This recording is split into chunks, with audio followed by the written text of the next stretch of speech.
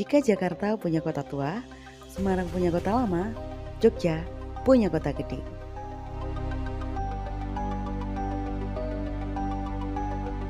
Kota Gede merupakan salah satu kawasan padat di Yogyakarta yang kini statusnya merupakan cagar budaya. Kota Gede mulai dikenal oleh masyarakat luas sejak abad ke-16 yaitu awal kerajaan Mataram Islam. Seperti apa kondisinya saat ini? Saya Diah Kusuma, inilah Kota Gede. Membahas Kota Gede tak lepas dengan kerajinan peraknya.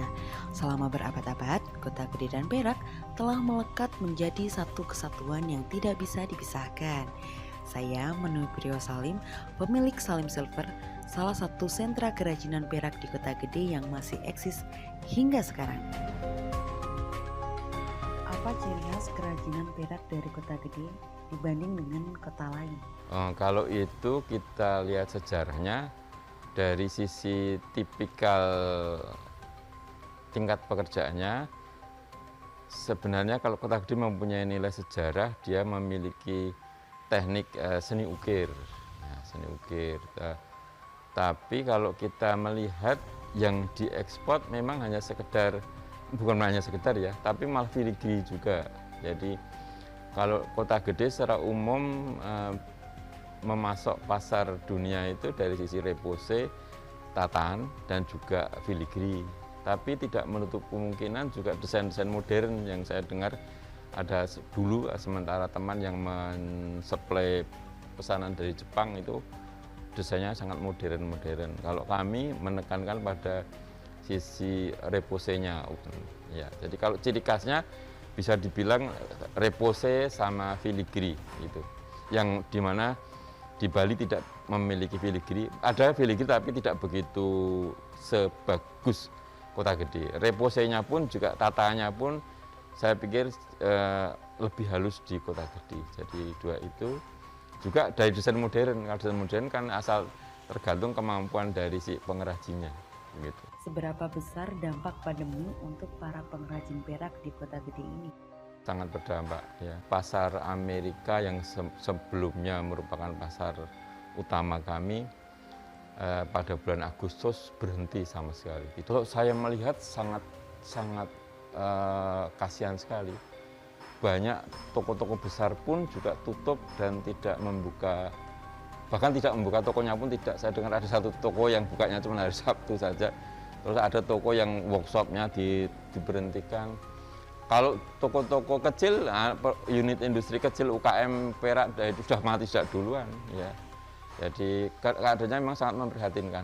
Saya bersyukur bahwa saya masih bisa eksis, tapi di samping itu ada beberapa pengrajin yang karena sekarang ada tren perubahan di mana wedding ring itu sekarang banyak yang menggunakan perak atau juga perak tapi dicampur logam mulia sedikit, maka kemungkinan banyak pengrajin yang beralih ke situ karena pasar untuk wedding ring saya pikir masih banyak sekali dan banyak juga yang masuk ke Kota Gede.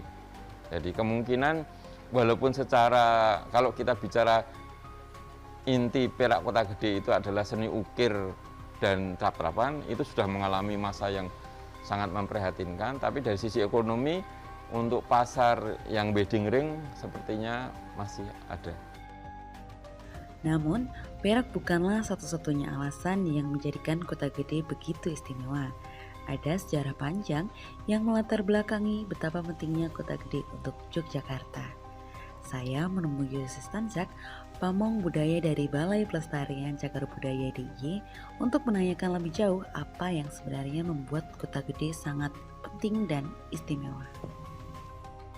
Kota Gede itu adalah awal dari sejarah Mataram Islam yang sampai sekarang masih eksis. Kerajaan Jogja dan Solo termasuk Mangkunegaran dan Pakualaman itu juga berawal dari Kota Gede ini. Jadi awalnya Mataram, Raja-Raja Jawa yang saat ini sampai di Jogja dan Solo itu memang berasal dari Kota Gede. Dan sejarahnya itu ternyata nggak cuma sampai itu, ternyata jauh ke belakang. Gitu. Jadi daerah ini dulu pada masa Hindu Buddha ini disebut juga daerah Mataram. Jadi pada ketika Panembahan Senopati itu memilih Kota Gede itu sebagai pusat kekuasaannya itu, beliaunya itu mempertimbangkan bahwa ini adalah wilayah leluhurnya saya dulu gitu loh, wilayah leluhur dari raja-raja Jawa dulu gitu. Maka dipilihlah Kota Gede ini. Nah, itu salah satu nilai penting dari sejarah Kota Gede ini. Asal mula dari Keraton Yogyakarta itu asal mulanya itu dari Kota Gede. Jadi dari Panembahan Senopati yang disebut raja pertama dari Mataram, kemudian menurunkan raja-raja berikutnya sampai akhirnya terjadi palihan nagari atau pecahnya dua kerajaan, yaitu Jogja dan Solo. Itu awal mulanya adalah Kota Gede ini sebagai satu kesatuan dinasti. Jadi pembentuk dinastinya itu di Kota Gede. Jadi cikal bakal dari kerajaan Mataram gitu ya. Nah, akhirnya terus terjadi palihan nagari 1755 itu menjadi kerajaan Kasunanan Surakarta sama Kasunanan Yogyakarta. Itu Kota Gede ini ternyata masih dianggap leluhur tempat cikal bakalnya dari kedua kerajaan tersebut. Sana banyak sampai saat ini kita temukan pengrajin-pengrajin perak gitu. Selain itu juga banyak jaga-jaga budaya yang mungkin tidak langsung berhubungan dengan Mataram, misalnya rumah-rumah Kalang. Rumah Kalang itu dulu rumahnya saudagar yang bentuknya bagus gitu, berarsitektur Indis gitu ya. Jadi percampuran antara Eropa dengan Jawa gitu. Nah, itu banyak sekali, itu menjadikan Kota Gede ini sangat penting dalam terutama dalam jaga budaya. Kalau Kota Gede itu sebenarnya kalau diibaratkan tubuh ya, itu kalau saya mungkin kayak kepala gitu ya. Kalau diibaratkan tubuh, kenapa? Karena kepala ini kita semuanya hanya menggerakkan badan itu, tetapi yang memerintahkan adalah kepala. Di mana kepala itu menurut saya adalah mempunyai suatu pemikiran dan konsep atau latar belakang dari adanya budaya Jawa, gaya khas Mataram yang sampai saat ini bisa kita temukan. Misalnya kerajaan Jogja dan Solo ini tetap menganut gaya Mataram. Upaya-upaya untuk melestarikan kawasan Kota Gede ya, yang pertama itu memang kita secara undang-undang itu kita melakukan zonasi itu dalam arti apalah, kita melakukan pengawasan terhadap pembangunan yang ada di Kota Gede, misalnya kayak gitu. Mungkin beberapa peraturan Pergub itu sudah ada untuk kawasan Kota Gede, dan kita juga rencananya akan mengajukan kawasan Kota Gede ini menjadi kawasan cagar budaya tingkat nasional.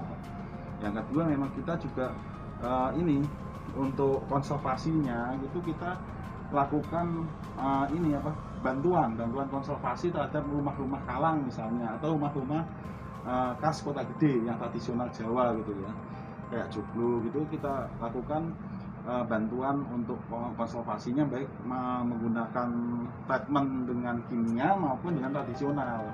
Yang tradisional untuk kayu misalnya itu pakai tembakau, cengkeh, sama kelopak pisang biasanya kita gosok gitu. Nah, itu untuk yang tradisional. Untuk kayu yang mungkin ada bahan kimianya tertentu gitu. Terus kemudian juga kita lakukan pemberdayaan masyarakat sekitar Kota Gede juga, misalnya untuk batik terutama atau kaos-kaos sablon gitu. Kita juga berusaha untuk mengembangkan itu ke depannya supaya jadi adanya cagar budaya di wilayah di kawasan Kota Gede ini bisa mendatangkan kesejahteraan bagi masyarakat.